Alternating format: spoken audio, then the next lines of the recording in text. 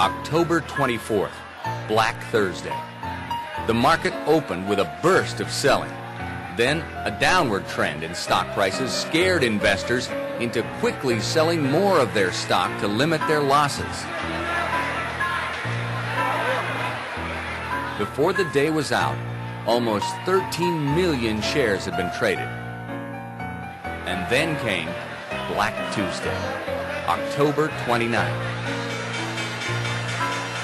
From the opening bell, it was obvious something was wrong.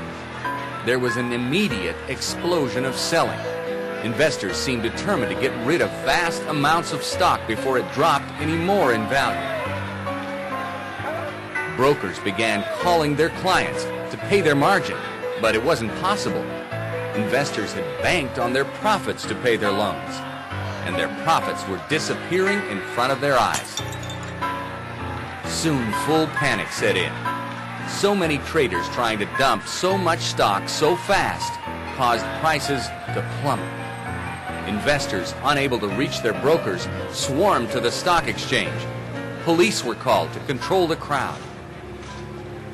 When the smoke cleared, share prices had recovered only slightly. But the amount of trading that day was astounding. More than 16 million shares. In the days that followed, their value kept dropping dramatically. Over the next 2 years, they would drop to rock bottom, and $50 billion would simply vanish. Thousands of investors were ruined, and public confidence in the American economy was shattered. Banks were hit very hard. They too had invested in the market, and as their investments dwindled, they began calling in their loans and mortgages. But their clients were in the same boat. They were broke too. This led to many banks being wiped out.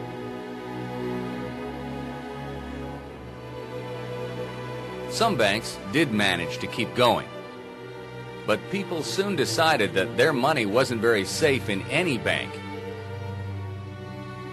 And they began withdrawing it in record numbers. Many banks soon ran out of cash to cover their investors' deposits, and they too had to shut their doors.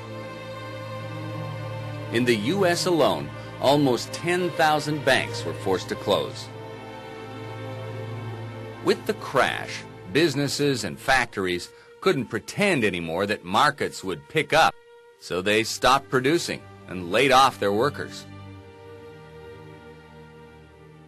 In a healthy economy, it's important for everyone to keep spending, paying wages, buying products, investing in banks, lending to business. But with so many having lost their jobs, spending declined. Products wouldn't sell. Then deflation set in. This means that prices started to drop.